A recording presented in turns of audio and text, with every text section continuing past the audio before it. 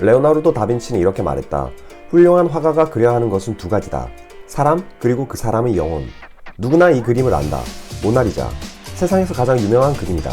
당신은 이 그림이 왜 이렇게 유명하게 된 건지 아는가? 오른쪽 상단에 보이는 링크를 타고 가면 아주 훌륭한 해설 영상을 시청할 수 있다. 하지만 우리가 알고자 하는 것은 왜 모나리자의 표정이 이렇게 두리뭉실하게 느껴지는가에 대한 과학적 설명이다.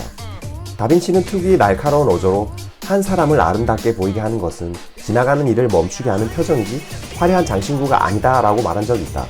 모나리자의 표정은 우리를 멈추게 한다. 루브르 박물관에서 모나리자는 가장 인기 있는 작품이다. 이 그림을 보려고 사람들은 몇 시간씩 줄을 서서 기다린다. 하지만 모나리자를 바로 앞에서 마주하는 시간은 고작 몇 초에 불과하다. 모나리자의 표정은 애매모호하다. 뭔가 미소를 짓는 것처럼 보이기도 하고 무표정한 것처럼 느껴지기도 한다. 모나리자의 표정은 왜 이리 변화무쌍하게 느껴질까?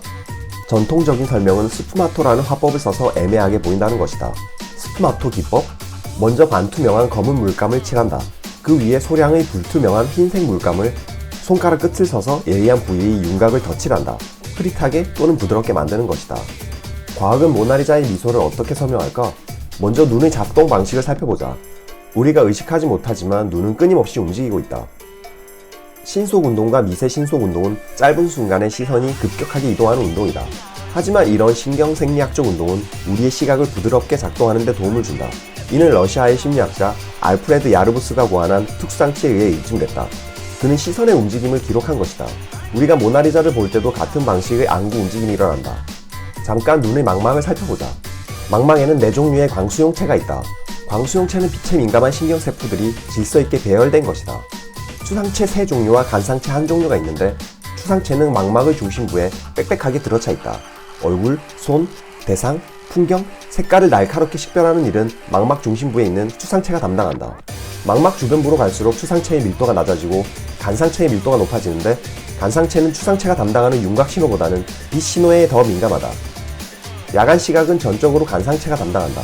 밤하늘을 올려다보면 흐릿하게 잘 안 보이는 별들이 있다. 그 별에 시선을 고정하지 않고 고개를 잠깐 돌려 주변시로 그 별을 보면 더 밝게 보이는 걸 알 수 있다. 빛에 민감한 간상체로 보는 것이다.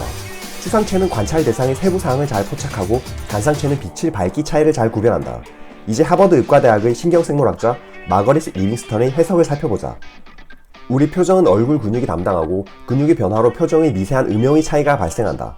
간상체는 이 신호를 포착해 뇌로 전달한다. 그래서 우리가 주변시로 표정을 보면 감정을 더 확실히 느낄 수 있다. 우리는 이런 표현을 일상에서 자주 사용한다. 표정이 어두워 보이는구나. 근육의 변화로 생성된 표정의 음영 차이를 간상체는 감지하는 것이다. 자, 이제 모나리자를 보자. 모나리자의 눈을 보면 순간 별이 반짝이듯 미소를 느낄 수 있다. 그 미소를 찾으려 입술에 시선을 고정하면 희미한 별처럼 미소가 반짝하고 사라진다. 미소가 사라졌다 나타났다 하는 것이다. 반짝이는 별처럼. 모나리자의 미소가 반짝반짝 빛나는 것이다. 이는 안구의 신속운동으로 인해 중심시와 주변시로 번갈아가면서 뇌가 표정을 해석하기 때문에 일어나는 일이다. 실제로도 별은 그렇게 빛난다. 우리가 별이 반짝인다고 느끼는 이유는 눈의 신속운동 때문이다. 다빈치는 모나리자를 죽을 때까지 갖고 있었다. 초상화의 주인공은 과연 누구였을까? 귀족 부인이라는 이야기도 있고 다빈치 자신의 애인이라는 소문도 있다. 둘 다일 수도 있고 둘 다 아닐 수도 있다. 모나리자와 함께 다빈치가 죽을 때까지 가지고 있던 그림이 또 하나 있다. 모나리자와 마찬가지로 루브르 박물관에 전시된 이 그림은 성모 마리아가 친정 어머니인 안나의 무릎에 앉아 새끼양과 놀고 있는 아기 예수를 끌어안고 있는 그림이다. 자세히 보면 배경이 되는 풍경도 모나리자의 풍경과 비슷해 보인다. 또한 성 안나는 마치 모나리자의 그것과 비슷한 미소를 띠고 있다. 레오나르도 다빈치는 모나리자와 이 그림을 죽을 때까지 평생 간직했다. 다빈치는 무엇을 가지고 싶었던 걸까?